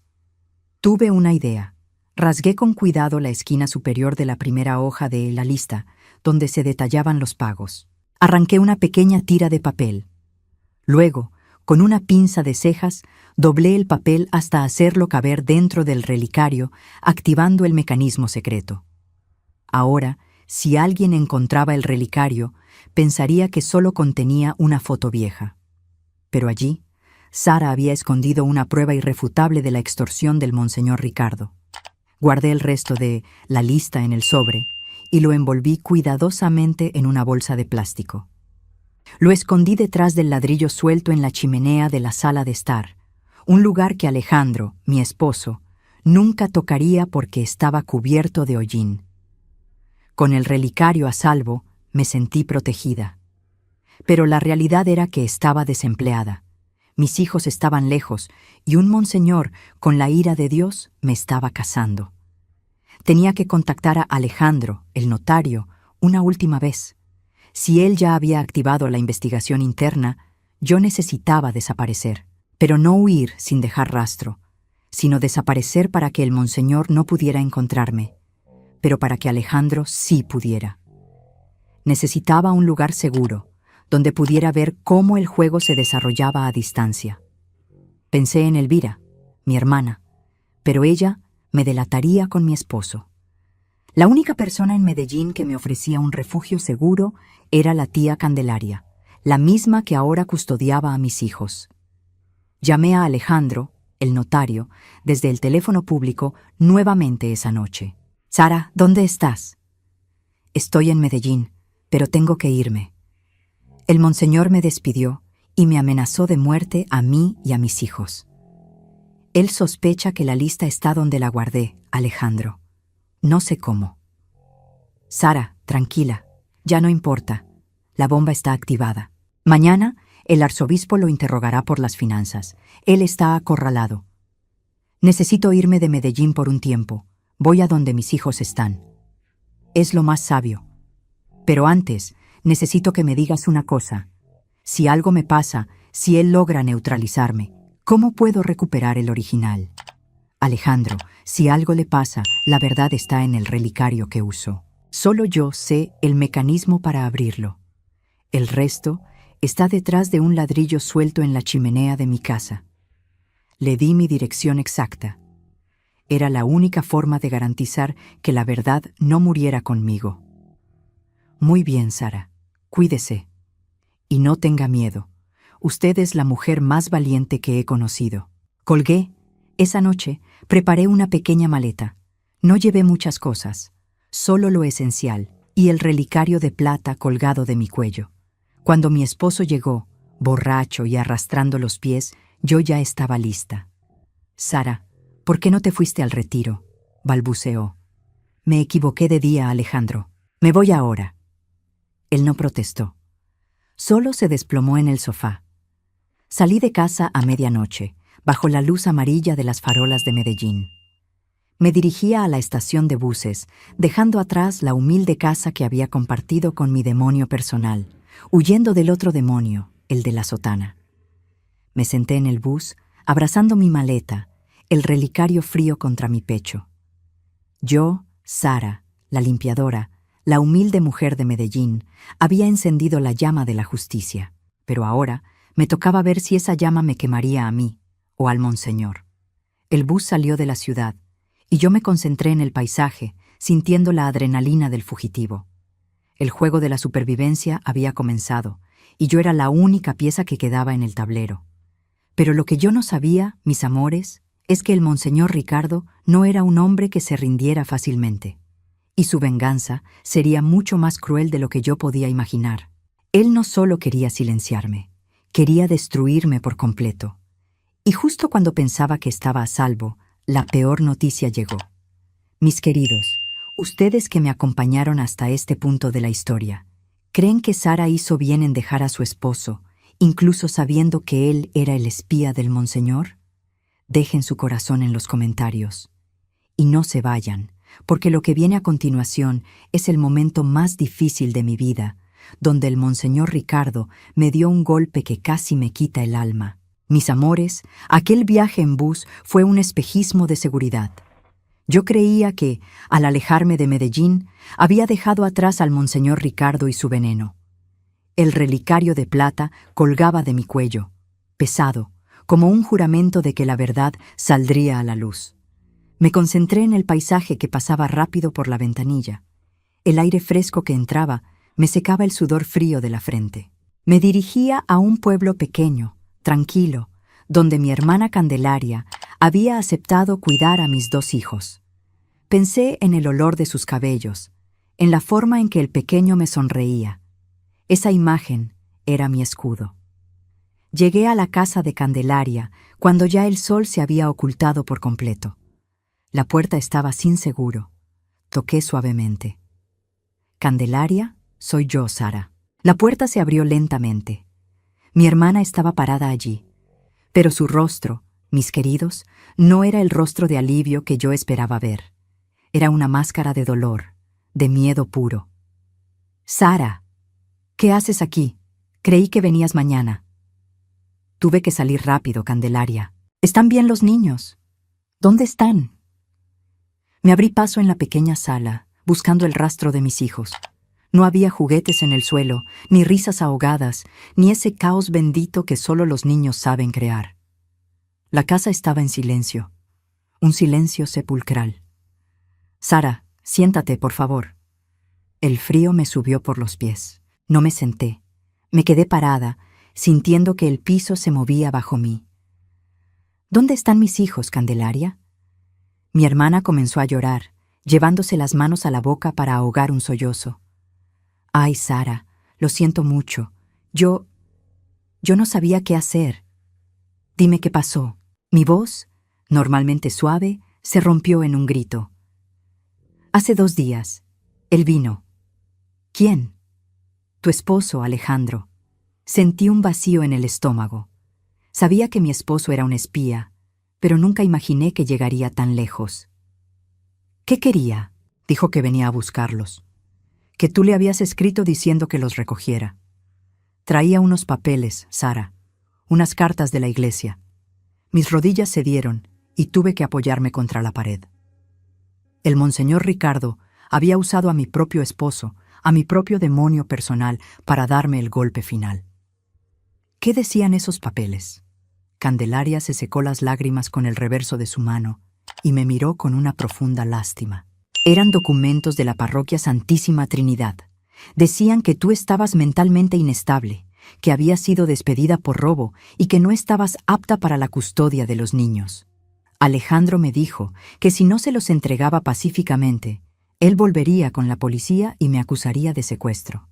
¿Y tú se los entregaste? Apenas pude modular la pregunta.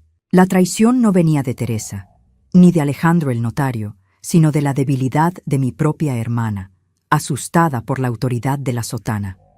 No pude hacer nada, Sara. Era la palabra de un padre con documentos de la iglesia contra la mía. Él se los llevó de vuelta a Medellín. Dijo que te encontraría y que los usaría para que nunca más pudieras verlos. Que un juez le daría la custodia completa por tu abandono moral. El aire se fue de mis pulmones. No era solo un despido, no era solo una amenaza. El monseñor Ricardo había neutralizado mi única razón para vivir, mi única fuerza para luchar, mis hijos. Los había puesto bajo el techo de mi esposo, el hombre que me espiaba, el títere del monseñor. Me deslicé por la pared hasta el suelo, abrazando mis rodillas. El relicario de plata me apretaba el cuello. El dolor era tan intenso que era físico, como si me hubieran apuñalado justo en el centro del pecho. Él sabía que yo vendría aquí. Él hizo esto para forzarme a volver a su jaula. Candelaria se arrodilló a mi lado, tratando de consolarme, pero yo no sentía nada más que la desesperación. ¿Qué voy a hacer, Candelaria? Si vuelvo a Medellín, él me atrapará. Si no vuelvo, no veré a mis hijos nunca más. Sara, no vayas. Ve a la policía. Ve a un abogado. ¿Y de qué me sirve un abogado? El monseñor tiene el poder de la iglesia. Mi esposo tiene la documentación.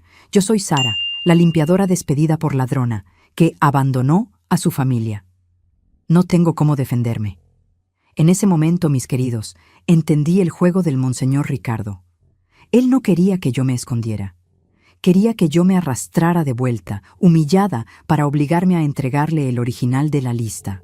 Él había tomado rehenes. Sentí una rabia fría reemplazar la desesperación. No iba a permitirlo. No iba a rendirme.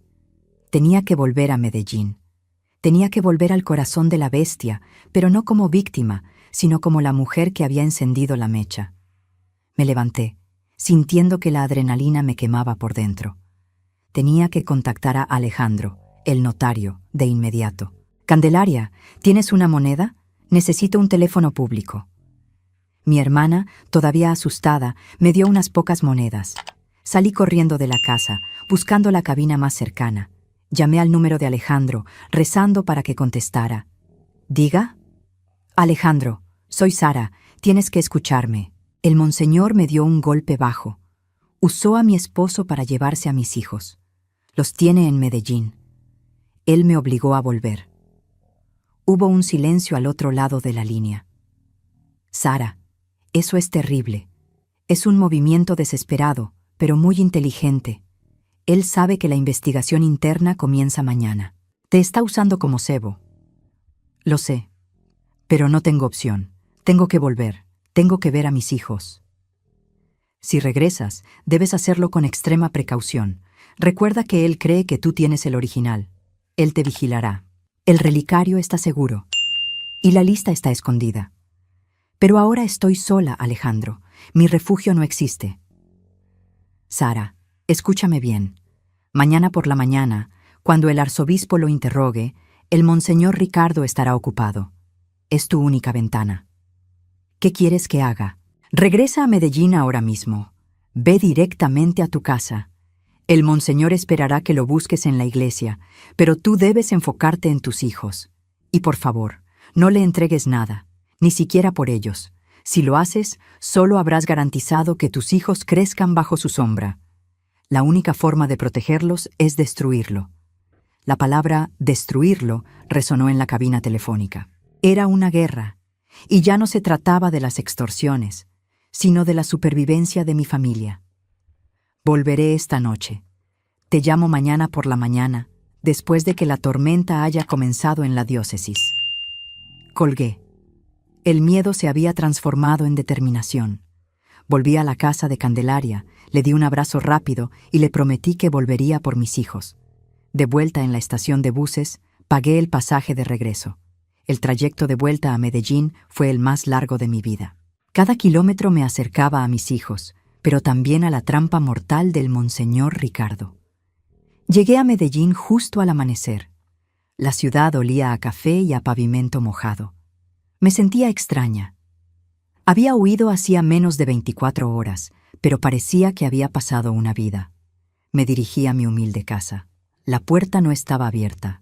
Abrí con mis viejas llaves, sintiendo un nudo de terror en el estómago. Alejandro, mi esposo, estaba durmiendo en el sofá, como lo había dejado. Pero la diferencia era que ahora mis hijos estaban de vuelta en la casa. Fui directamente a su pequeño dormitorio. Mis amores, verlos dormir acurrucados en su cama, con sus respiraciones tranquilas, me hizo sentir la mayor mezcla de alivio y dolor del mundo.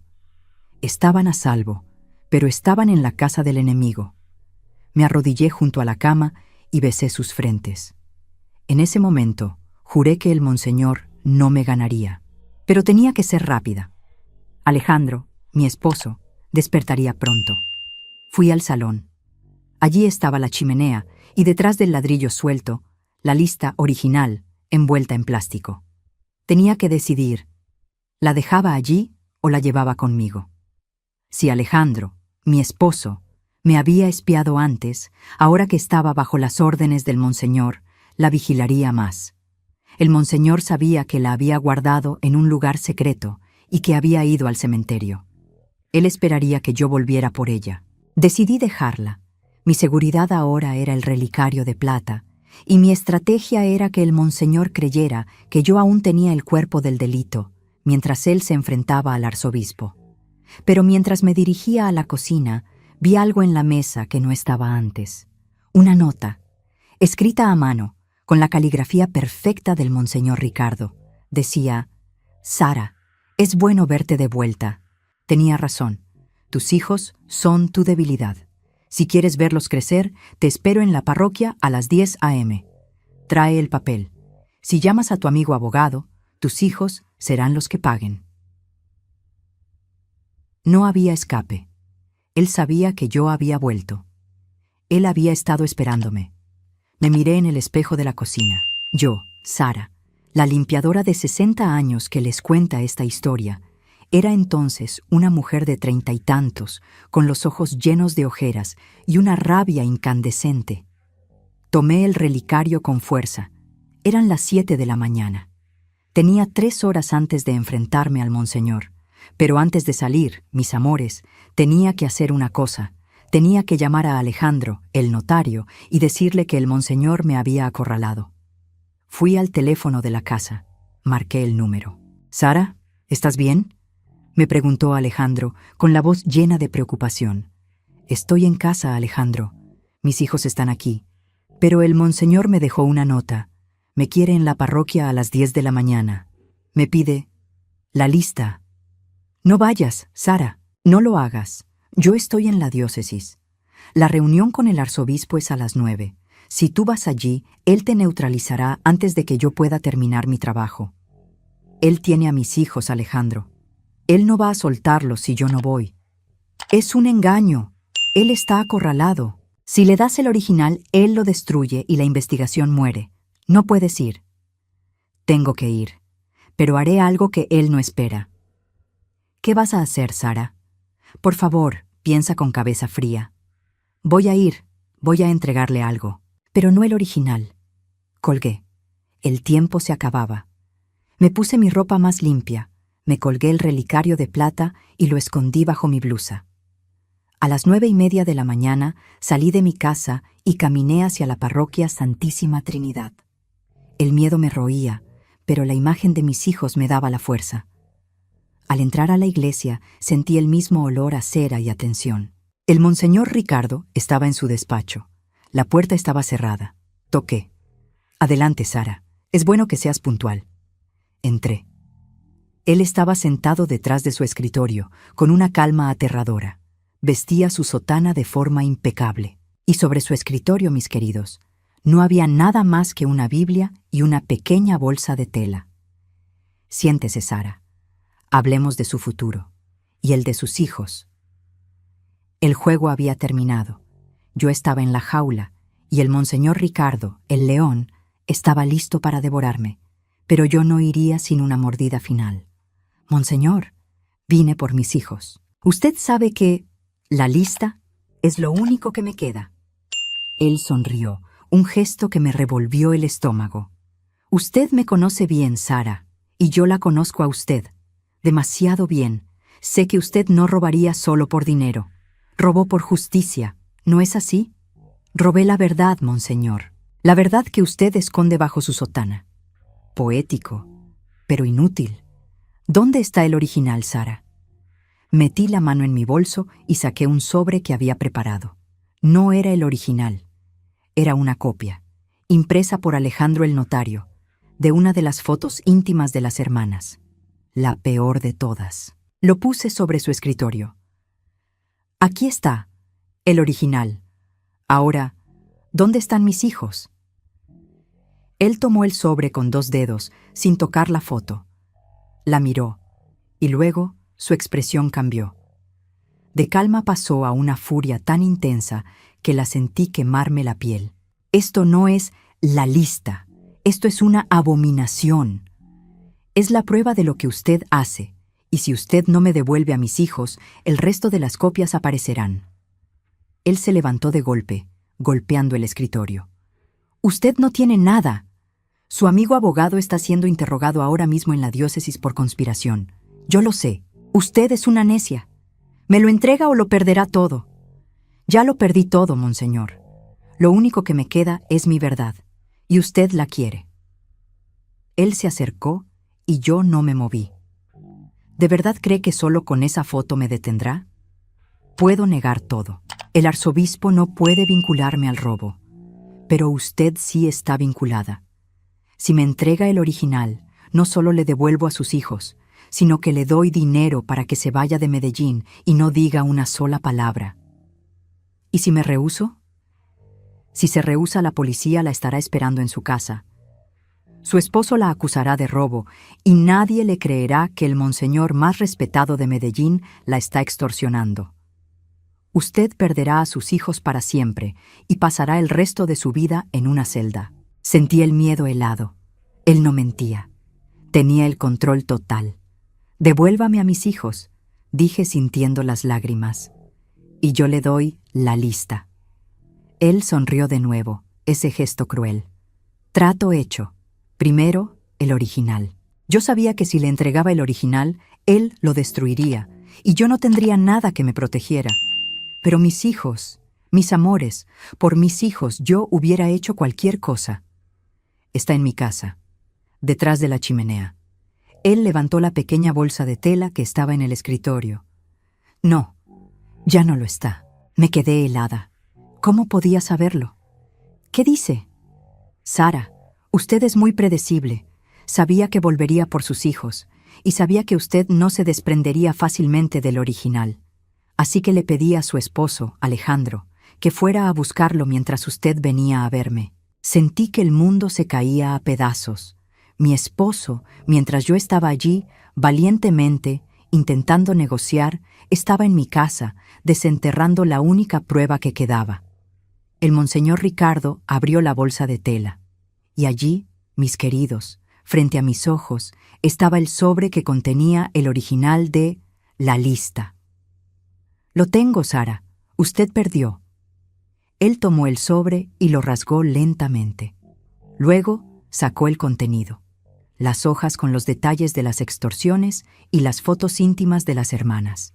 Y ahora, dijo, con una satisfacción sádica, la verdad muere. Tomó un encendedor de plata de su bolsillo y lo encendió. Acercó la llama a la primera foto. El papel se encendió rápidamente y el humo negro llenó el aire. Yo no podía moverme. Lo había perdido. Todo. Mis hijos, la prueba, la justicia. ¡No!, grité tratando de abalanzarme sobre él para detenerlo, pero él me empujó con una fuerza inesperada. El fuego purifica, Sara, y ahora usted no tiene nada. El monseñor Ricardo arrojó los restos ardientes en un pequeño cubo de basura de metal. Las pruebas se convirtieron en cenizas y un olor acre a papel quemado. Me quedé allí, viendo cómo mi sacrificio se convertía en nada. Y ahora, Sara, dijo, sonriendo como un demonio, la policía está en camino. Por robo y difamación, usted no volverá a ver a sus hijos. Ese fue el golpe, mis queridos. La pérdida de la única cosa que me importaba. La sensación de que la maldad había ganado, y yo, Sara, la limpiadora, no era más que un pequeño estorbo que había sido borrado. Pero el monseñor se equivocaba. Había un pequeño detalle que él no había tomado en cuenta: el relicario de plata que colgaba de mi cuello. Él creyó que había destruido el original, pero yo, Sara, había arrancado la prueba irrefutable. Y justo cuando el monseñor Ricardo pensaba que había ganado, la puerta de su despacho se abrió de golpe, y la persona que entró no era la policía, era el arzobispo de Medellín. El juego acababa de cambiar. Y yo, Sara, tenía una carta bajo la manga. El monseñor Ricardo se volvió con el rostro pálido y sudoroso. Su sonrisa de victoria se había congelado en una mueca de terror. «Arzobispo, ¿qué hace usted aquí?», preguntó Ricardo, su voz temblando por primera vez. El arzobispo no miró al monseñor. Sus ojos, graves y pesados, se posaron sobre mí, Sara, que seguía en el suelo, luchando por recuperar el aliento en medio del humo acre del papel quemado. «Monseñor Ricardo, tengo entendido que nuestra reunión estaba programada para las 9 en punto en la diócesis», dijo el arzobispo con una calma que era más aterradora que cualquier grito. «Parece que ha estado ocupado purificando documentos». Ricardo intentó recuperar la compostura, enderezando su sotana. «Su Excelencia, esta mujer, Sara, es una ladrona. Ella robó documentos de mi despacho y yo estaba eliminando la evidencia de su difamación para proteger la imagen de la iglesia». «¿La protegía?», pregunté, levantándome del suelo, sintiendo el dolor en mi cadera, pero la determinación en mi alma. Me acerqué al monseñor y él retrocedió un paso, sorprendido por mi atrevimiento.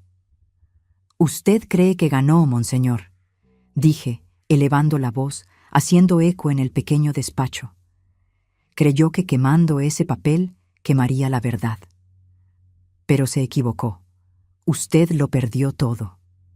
Llevé mi mano al cuello, mis queridos. Saqué el relicario de plata, el único regalo que mi madre me había dejado, y lo abrí lentamente. Dentro, enrollado y perfectamente protegido del fuego, estaba el trozo de papel que arranqué antes de fotocopiar la lista completa. No era la lista de nombres, ni la foto más explícita. Era algo mucho peor. Era un talón de depósito bancario a nombre de una cuenta en el exterior, con la firma de puño y letra del Monseñor Ricardo y una anotación minúscula en el margen, pago HNA-E. Le entregué el relicario al arzobispo. Su Excelencia, esta es la prueba irrefutable. El Monseñor Ricardo extorsionó a la hermana Elena, obligándola a desviar fondos de la caridad para depositarlos en esta cuenta. La lista completa que usted buscaba era solo la punta del iceberg. Este hombre no solo pecó contra Dios, sino que robó de los pobres. El arzobispo tomó el pequeño pergamino, lo desplegó. El silencio en la habitación era tan denso que podía cortarse. El arzobispo leyó el talón y luego miró al Monseñor Ricardo con una expresión de absoluto y frío desprecio. «Monseñor», dijo el arzobispo, guardando el relicario con la evidencia, «ha profanado usted este lugar, su vocación y la confianza de los fieles». Ricardo se derrumbó. Literalmente, se dejó caer en su silla, su rostro transformado en una máscara de derrota. Había confiado en la astucia de mi esposo y en mi debilidad maternal, pero no había contado con que una simple limpiadora pudiera ser más previsora que él. «Sara, usted ha arriesgado todo por la verdad. La Iglesia le debe una disculpa», dijo el arzobispo. Fue un momento catártico. El Monseñor Ricardo, el león que me había acorralado, era ahora un hombre patético y derrotado. El arzobispo no llamó a la policía, tal como yo había intuido. La Iglesia, mis amores, siempre protege su imagen. El escándalo público habría sido demasiado costoso. En lugar de eso, el monseñor fue retirado inmediatamente, bajo la excusa de una enfermedad grave. Nunca más lo volví a ver. El arzobispo se encargó de que se hiciera justicia, no en los periódicos, sino en los tribunales internos de la diócesis, donde los ricos y poderosos resuelven sus problemas en silencio, tal como yo había pedido. ¿Y mis hijos, Su Excelencia?, pregunté, al borde de las lágrimas. Sus hijos están a salvo, Sara, y la acusación de robo de su esposo será olvidada. Él ha sido una herramienta, y las herramientas pueden romperse. Salí de esa iglesia, mis queridos, sintiéndome como una mujer nueva. No había periódicos, no había titulares, pero había justicia. La justicia que solo se consigue cuando uno se niega a ser la víctima y se convierte en el guerrero. Fui directamente a casa. Alejandro, mi esposo, estaba allí, sentado en el sofá, con la pequeña bolsa de tela vacía a su lado. Me miró con ojos vacíos. Él sabía que había fallado y que su alianza con el monseñor se había desmoronado. Sara, yo... No digas nada, Alejandro, le interrumpí. Tú me entregaste. Entregaste a tus hijos a ese monstruo, solo por dinero y por miedo. Esta casa ya no es tuya. El divorcio fue rápido y silencioso, facilitado por el mismo arzobispo que quería borrar cualquier rastro de la corrupción del monseñor Ricardo. Me dieron una pequeña suma de dinero para compensar mi despido injusto y una pequeña ayuda para mudarme de Medellín y empezar de cero. Y así lo hice. Con mis 2 hijos, dejé esa ciudad llena de recuerdos amargos. Alejandro, el notario, se convirtió en un amigo fiel, siempre velando por mi seguridad, ayudándome a encontrar paz lejos de las sombras de la parroquia Santísima Trinidad. Han pasado 20 años desde aquel día. Si me preguntan si volví a confiar en alguien como el monseñor, les diré que no. Las cicatrices emocionales son profundas. Pero mis hijos, mis amores, mis hijos crecieron. Se convirtieron en hombres y mujeres de bien, fuertes y honestos. Nunca supieron la verdad completa de la guerra que su madre libró por ellos. La lección que aprendí, mis queridos, es que el verdadero poder no está en una sotana, ni en un título, ni en la cantidad de dinero que alguien tiene. El poder real está en la verdad que se guarda y en la determinación de usarla. Yo era una simple auxiliar de limpieza, invisible para todos, pero tenía la verdad. Y la verdad, mis amores, es la única arma que los poderosos no pueden quemar. El monseñor Ricardo, en su arrogancia, creyó que yo solo tenía miedo. No entendió que el amor de una madre por sus hijos es más grande que cualquier miedo. Y que cuando acorralas a una mujer, ella puede encontrar la fuerza para morder, incluso si es una mordida pequeña, pero letal. El talón de depósito, ese pequeño trozo de papel, fue suficiente para acabar con su imperio de mentiras. No permitan que el miedo los silencie. No permitan que nadie les diga que son solo una limpiadora, solo una ama de casa o solo una mujer. Cada uno de nosotros tiene una verdad que contar, y esa verdad es nuestro mayor poder. Si esta historia les llegó al corazón, si sintieron la rabia y la esperanza conmigo, por favor, dejen su like y suscríbanse al canal. Me encanta leer sus comentarios y saber de dónde me están viendo. Me cuentan, ¿creen que hice bien en no entregar el original, incluso sabiendo que mis hijos corrían peligro? A veces, para proteger a quienes amamos, tenemos que arriesgarlo todo.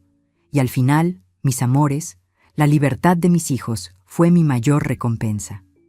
Un beso grande de su abuela Sara, y nos vemos en la próxima historia.